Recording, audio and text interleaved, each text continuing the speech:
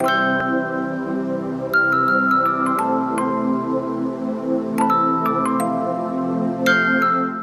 1, you're expected to be able to critically assess the strategies adopted by business organizations. Okay, that is straight from the syllabus. But what does it mean? I've tried to expound on it. This includes assessment of the fit between a firm and its operating environment. And this is what I explained a short while ago. If you're operating as a firm, you are not in isolation of the environment in which you are. You operate within a certain series of forces that impact on your operations. So the question is, are you able to assess the strategic fit between a firm and those forces? Given that a firm has a laid out path, how are you able to determine the effect that those forces have on the firm? Are you able to assess the impact that those forces have on the operations of the firm and be able to adapt appropriately? There are all sorts of examples. You open up, you're a public entity. You open up your numbers, you open up your financials, you open up to who your management is who. You know, it comes with a certain degree of scrutiny. Okay, notwithstanding the benefits that come with the form of improved corporate governance. But it comes with, you know, scrutiny, public scrutiny. Now the question will be, are you ready as MTN? Are you ready as Airtel to take that route? Are you as a student, a business policy student, able to convince the examiner that you can assess the strategic fit between a firm and its operating environment? And I've given you an example. Government is saying you must list, but you're a private company. Okay? So what do you do? How do you respond to that as a strategist? That is the question. Number 2, are you able to report on the strategic options available to firms? Okay? Are you able to report on the options available to firms? In the scenario we've just discussed, what should be done? If you are working with MTN, what are the options on the table? Are you able to assess those options logically and realistically? Evaluation of the marketing mix. You should be able to examine the firm, the relationship between the firm and its customers. A firm cannot exist without customers. And the relationship between the firm and its customers is what marketing is about. That exchange. You exchange information, you exchange, you know, value, and the customers give you a price. You can see the second bullet, which talks about the P's, the 7 P's. Okay? Product, price, place, promotion, people, process, physical evidence, etc. Are you able to assess those elements of the marketing mix in a firm context? Firm, F-I-R-M, in a company context. Okay, if I gave you a scenario, you've got maybe a service firm, a professional accountancy firm. Okay, are you able to advise such a firm on how best they can deploy these 7 elements to communicate to their customers better? Human resource is the other. You should be able to assess the human resource function in firms. Now, what does this entail? This involves an evaluation of the relationship between HR management and corporate strategy. If you are recruiting people, don't just recruit anyhow. Things such as performance appraisal must be done formally. Appraise people's performance. Why? Because if you don't appraise that performance, then you will not achieve the corporate strategy. There has to be a relationship between the individual assessment and the corporate targets that have been set out. Okay? If you don't create that link, then you will not be able to relate, you know, the daily actions of people to the corporate picture or to the corporate targets that you set out. So one of the things that could be done here is to ensure that individual goals or individual targets for you and me who are employees at all levels in the organization, we should be able to see how our daily contribution, our daily activity, our daily tasks, we must be able to see how our daily tasks relate to the corporate goals. You should be able to report on the principles of strategic management accounting and to be able to analyze contemporary management issues. Strategic management accounting is, you know, when you see it in the syllabus booklet, you may think it's such a big area, but it isn't. It's just referring to the use of accounting-oriented information to make strategic decisions. For example, if I give you a balance sheet, in business policy and strategy, I would expect you to look at some key things in that balance sheet. Key things such as the financial position, okay, of the entity. I may not have a lot of interest in you computing ratios per se, but I will be interested in you being able to see how geared the company is, for example. Even if you just mentioned that the company has a huge amount of debt, that is a point. If you computed the debt ratio, that's even better. Okay? And that information is going to support the decisions that you recommend. That kind of information is going to support the assessment that you do. Okay? For example, you may be required to make some recommendations. Okay? You may be required to make recommendations. Now, one of the things that students like to say a lot is mergers, acquisition. You know, every question, somebody says, suggest recommendations. The students will say, acquisition, merger, without looking at the numbers. How do you expect a firm that is highly geared, okay, a firm that is, has a debt ratio as high as 80%, how do you expect such a firm to finance an acquisition? Does it make sense? It wouldn't make sense. They're already highly geared, meaning that they don't have equity. The shareholders are not ready or don't have money to put in.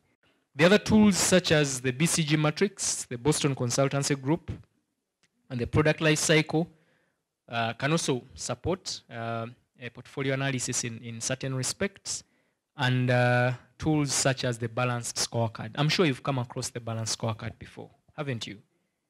In management decision and control. That is a tool I'm sure you have seen. Contemporary management issues. These are topical, in some cases they call them recent developments in management. Okay? Topical, current, recent, things such as results-oriented management. Somebody may tell you about Six Sigma. Okay, those are topical matters which are contemporary in nature. Total quality management and the rest. You should be able to assess those matters in a corporate setting. F is about dealing with ethical matters. Ethics were introduced across the board. I think each and every paper on the syllabus has a component on ethics. So in dealing with ethical matters, again, you should be able to offer sound reasoning in addressing those concerns. The last outcomes are those two. One, development of business plans for firms and advising on entrepreneurship. Entrepreneurship is broad. It not only covers business planning, but it also extends to things such as innovation, such as creativity. Okay, those are related aspects that go together with entrepreneurship. So you should be able to advise clients on entrepreneurial matters. The most critical of these is the preparation of a business plan. And of course, you should be able to justify why a business plan is an important strategic tool. And the last area is that you should be able to lead organizational development assignments for the firm. Organizational development, like I said earlier, is about consulting. Okay, OD is typically consulting. You should be able to lead or to conduct a consultancy assignment, organizational development consultancy. And the syllabus has laid out certain specific tools that are considered the minimum in terms of your preparation, including Weisbord's 6-box approach. It includes McKinsey's 7S framework and a few others. So those are tools you should be able to use in approaching an organizational development consultancy. There are also related matters under that, particularly regarding change management in a corporate setting. Change either driven through strategies being implemented or change that is occasioned by changes in the operating environment. How does the exam look like? You may, if you're all coming through from lower levels, there will be one noticeable difference at level 3. First of all, I will mention that business policy is an entirely case study based examination. Okay, it's entirely case study based. Do not expect basic questions that, I don't know the term for it, are they structured questions? You do not expect structured questions where somebody will simply say, discuss strategic management, 5 marks, or explain this. All questions are going to be based on case studies, and there is a reason for that. At this level, if you look at the top of the slide, at this level, what the institute is looking out for is not just your ability to restate things, okay? It is not just your ability to cram and reproduce the information. What the institute is looking out for is your ability to apply concepts. Now, that is a very, very key thing that you must remember, okay? There is no outlining. It's generally application of concepts. Now, when you're applying concepts, it means you're going to explain, you're going to relate what you're saying to the materials that have been given to you. The exam comprises of 5 case studies. The first one is a compulsory one of 50 marks. Okay, 50 marks. Now, level 2, level 1, I think the compulsory questions are about 20, 30 marks, 25 to 30 marks, maybe 40 maximum. Here it is 50. And that's a big, big question for you. If you can't get half of that, you know you're in trouble. Aren't you in trouble? Then, of course, in section B, you have 4 questions, out of which you select 2. Okay? Very generous. Now, what do the examiners expect? Now, these are the things that give people trouble. Unfortunately, my brother has now gone away again. But these are the things that people usually have trouble with. The paper is, first of all, there's some, maybe I will say that later on, but what is it that makes a difference? What are those tiny nitty-gritties that usually claim people? Those are the following areas. And those are the key skill sets that you need to pick out of your preparation. These are the key skill sets that you need to get from your lecturers as you prepare for the exam. Analytical skills is the first one, and the most important output or skill outcome, learning outcome in terms of skills from business policy and strategy. You must be able, and I will read it as I prepared it. This is the ability to gather relevant information which is scattered all over a case study in a logical or in a structured way, and being able to draw the relevant conclusions. And this includes ability to relate qualitative and quantitative information. Okay? It includes ability to relate qualitative and quantitative information. Analysis is, what is the message behind the story? Okay, if XYZ started so many years, then it faced problems, now it is struggling. And that is what the examiner has stated. The analysis will be, what was the cause of the problems? From the case study. Okay, what is it that caused the problems? Okay, you say there were skills gaps, they recruited family members who were not professionals, they ignored professional advice, and that has led to the current problems, which are exemplified by, what do the numbers say? Maybe the numbers have told you about consistent losses. Maybe the numbers have told you about a huge debt position. So you relate that information now. That is analysis. Not restatement of what the examiner has already given you. Okay? So analytical skills are very, very key in this paper. Synthesis and evaluation. You must be able to evaluate facts. You must demonstrate the ability to assess challenges.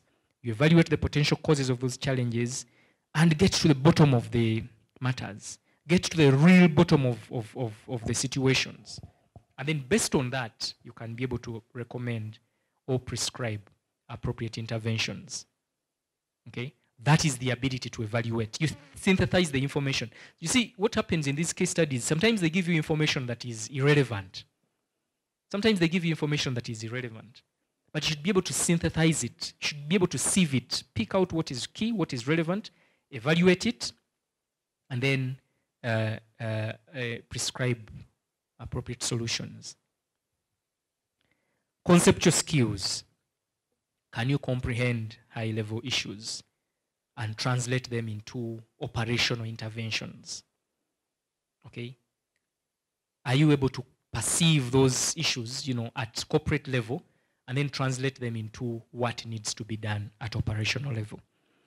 I've given an example that conceptual skills may be exhibited in the ability to apply relevant strategic tools to the case materials, even when such models aren't specified by the examiner. Sometimes the examiner doesn't tell you that use this model.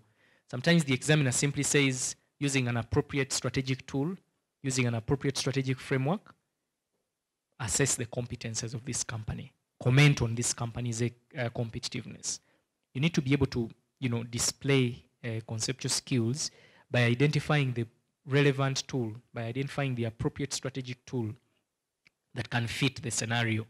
If you're talking about competition, for example, then there is no way you can assess competition without talking about the 5 forces model, for example. Okay, very, very popular model in terms of competition. If you're dealing with general assessment of the operating environment, external operating environment, then you can't leave away the pest variables. Okay, you can't leave out the pest variables. If you're dealing with the internal matters, then things such as value chain analysis, things such as balanced scorecard can be very, very appropriate or can come in handy to assist your internal environment analysis. So you need to display, you need to show the examiner that you have good conceptual skills by, for example, using the appropriate strategic frameworks in dealing with case studies. Regarding the expectations, as I conclude that section, these skills that we've talked about, analytical skills, synthesis and evaluation, conceptual skills, are not skills you read. Okay? Ladies and gentlemen, these are not skills you do what? These are not skills you read. Don't wake up to one morning and say, today I'm reading analytical skills. Okay? That won't happen. That won't help you. What you must do is practicing. Get those materials, sit with a friend or sit as an individual and try to analyze that information. What do you see? What do you pick from that information as an individual? If you can, sit as a group, form a small discussion group, 2-3 people. Look at the materials, try to analyze that information, of course, guided by questions. The study textbooks you have, I presume you have them, don't you? The study pack for business policy. At the end of every chapter, you've got case studies for practice. I don't know whether you've looked at any of them. Those case studies are not there for, creating space, occupying space in the textbook. Those are the materials to guide you. Read the case study, look at, actually, it even says test yourself. Doesn't it say test? Strategy is not for corporates, it's not just for firms, it's not just for business entities, but it extends to you as well at a personal level. Strategic planning as an area. If you've already commenced your studies, this is something you'll see. Strategic planning as an area takes up maybe 50% or 60%. of the course content. If you open that study text and you look at how much strategic planning covers, it is a very, very big portion. Maybe 60%, maybe 50% of that textbook is about strategic planning, running from the setting of goals through the assessment of the environment, through the implementation of strategies, through change and strategic control and evaluation. It's a whole range of subtopics therein. So that's one. It's a big content, a big share. It takes up a big share of the content in the textbook. And if the question says evaluate this, please evaluate it. Don't write one sentence and say this. It could be, by the way, a very basic question. Some of the questions you get are simple. They say conduct a SWOT analysis of Imperial Royal Hotel. And you start. Number one, Imperial Royal Hotel has one good strength. It is in the center of the town. Number two, Imperial Royal Hotel has many guests because it has 14 floors. Number three, you're not doing anything. That is not SWOT analysis. You are actually outlining the strengths, maybe. What the examiner wants to do is to say, number one, Imperial Royal Hotel, location. Point number one is the location. The hotel is located in the center of the town. So what? Being in the center of the city means it is within close proximity, to maybe means of transport or amenities. It is a place that can quite easily be accessed, and therefore it will be popular for engagements, workshops. In which case people need to run back to offices, or in which case people need to run back to town or to public means of transport. Now that is different from the first point. Number two, the structures or the infrastructure.